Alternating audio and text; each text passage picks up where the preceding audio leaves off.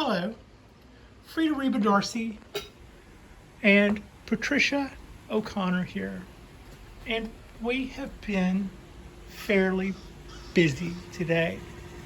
To begin with, I took these trees and brought them in the house to get them out of Clumsy's way, and then I popped loose all of the anchors, and I also popped loose those, I don't know if you can see them, those mending straps with the impact gun.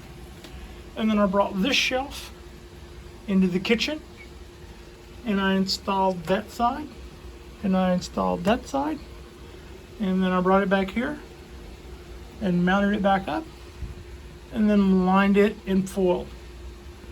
This end is high, that corner is low, that corner is high, that corner is not as high, that corner is the lowest. The only thing left to do, as far as functionality is concerned, is to remove that trident maple one more time, drill a hole straight down, put a piece of PVC tube in it with a catch can or a reservoir right down there. Maybe something cool like an old crock or something. And that'll be finished.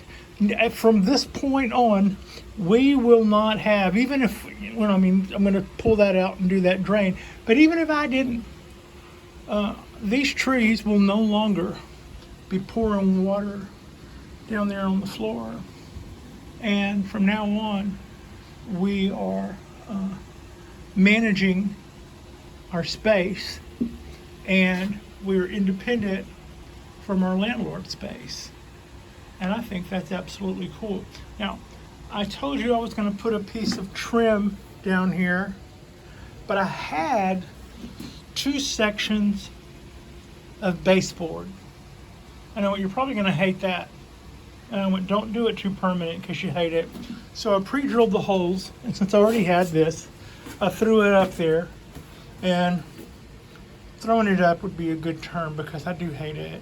This is, I'm going to take this down, and it is going to become a piece of 2-inch by 1 inch. So it'll be twice as thick, half as wide, and that'll look proportionately better.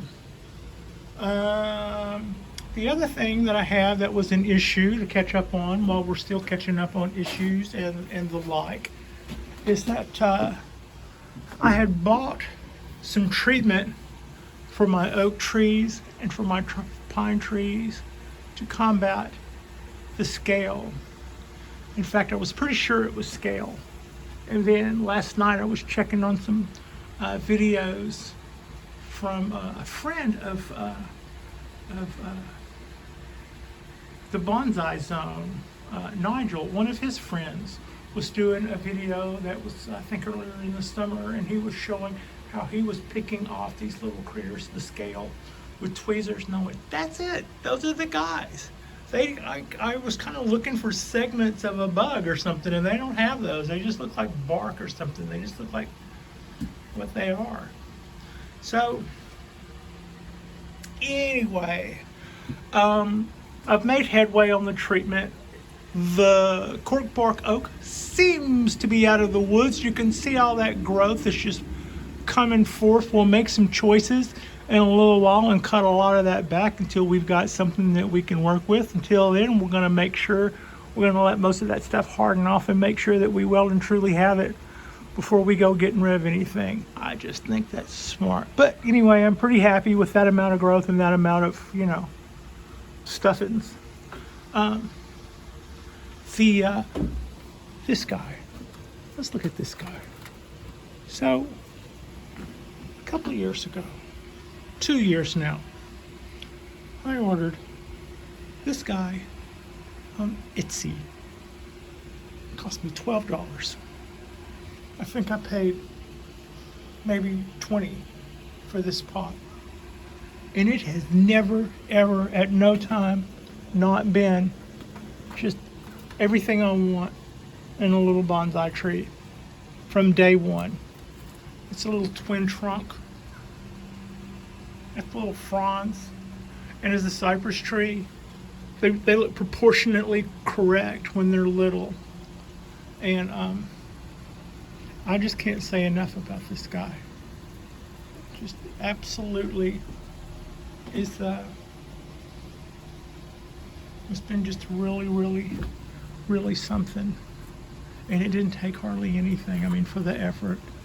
Cypress trees, everybody knows that they're pretty easy, and I already live in a part of the country where things like to grow. I mean, if anything else, the problem with California is that everything grows. All the plants grow, but all the predators grow. So, hell of a problem to have, huh? So yeah, several of our fronts are looking up. I do, like I said, I think we're just about finished with this. I'm a drain hole away in a jar, basically, from being completely done with the drain project. And then my next trip to the hardware store, I'll make that what I actually thought I was going to use, and then pull that down and then finish it, run it on around the corner, and then run it on around that corner. But that's basically what we were going to do. We won't let the water from any of those get out. It'll all go to that corner, and it will all from now on be captured. And then our cypress trees from now on will have their water, and it will be caught in that drain pan like it's been doing. So that's us. We're lit, we're contained, and I've got to I fully admit I could make this look a little nicer, but for roughed in, I mean, you should see the mess behind me, but for roughed in, I'm pretty happy with this. That's pretty much what I wanted to do there. One compromise, I came up short on my copper. This end of the shelf, I think you can tell it kind of, by the time you get into this corner, it falls into dark. And I was either going to have my copper sheet come up a little short there, which probably there was a way around that if I wanted to cut something off that other end, but I didn't want to do all that. So it looked to me like, well, this end's gonna fall in the dark. We'll cut it off here and we'll put all our crap there. I mean, it wasn't deliberate. It was like me coming up short. But on the other hand, I couldn't justify buying even a small piece of material for that because it's not lit well over in here. We would call this no man's land regardless. So that's a good place for our water sprayer. Maybe not our pesticides, but at least that's a good spot for our water sprayer. And everybody is looking pretty happy. I figured out what the problem was. I was explaining earlier that I had bought a 3-in-1 solution that was a spray, and it was more for rose and shrub, and how I had been spraying the soil, and that was taking care of the scale that I've had with the oaks that have absolutely been kicking my butt. Well, I also ordered a large container of the tree stuff, but the tree stuff didn't come with directions that I could understand. It was like, full-size trees, like the guy out there that you can't see because it's dark, that size tree. So I went online, I pulled up the smaller bottle of the same stuff, the exact same concentrate, but it was a smaller bottle, and I was able to find the same directions that it came with. And in that little schematic, they broke it down into containers, which was very helpful. I now know to take my containers and figure out how many gallons they are. I'm not really used to thinking about bonsai containers in gallon form, but you know what a 1 gallon or a several pint or a quart size or a 5 gallon or a 14 gallon or a 17 gallon container looks like. So you just kind of try to, okay, that's a 3 gallon. That's probably a 2.5, 3 gallon. That's a half gallon. That's 1.5 gallons. I mean, I'm just guessing here, but that's what you would do. And it says to take, that's 3 gallon. So it tells you to take however many gallons your container is and add a teaspoon of their solution to 1 gallon of water. And that would be the treatment for 1 year. This stuff, which is its cousin from the same company, is a different concentrate. It's for use for roses, flowers, and shrubs. Well, I've been winning with it, but it's only good for 30 days. So I'm not going to change the deal yet. When I finally have won on this guy, and I finally sent them all packing, 30 days after that, when I'm sure it's gone out of here, then everybody's going to get treated with the once a year treatment. But I can't in good conscience throw one on top of another.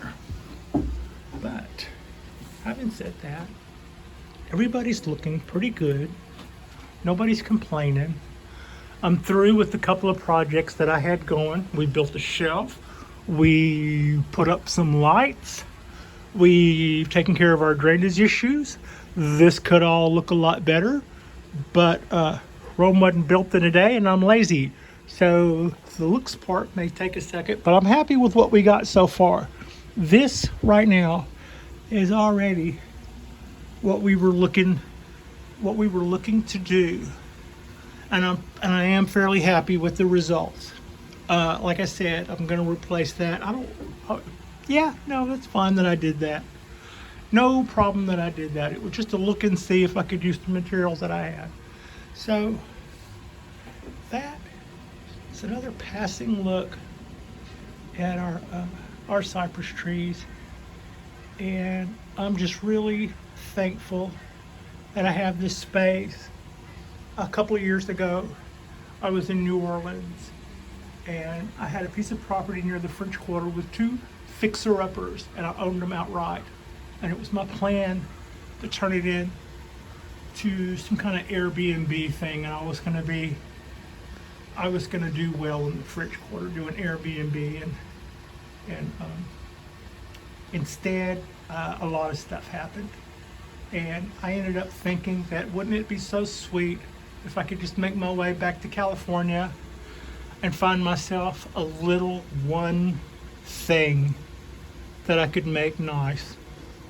One little spot that wasn't too big, that I could decorate.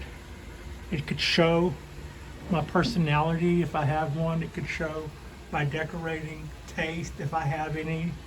But it wouldn't be overwhelming. It would be an example of who I am.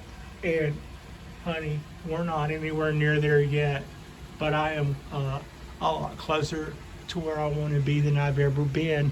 And I think this little journey is going to be even more rewarding than I thought going in. So thanks for watching, and if you all like and subscribe, seriously, thanks for watching.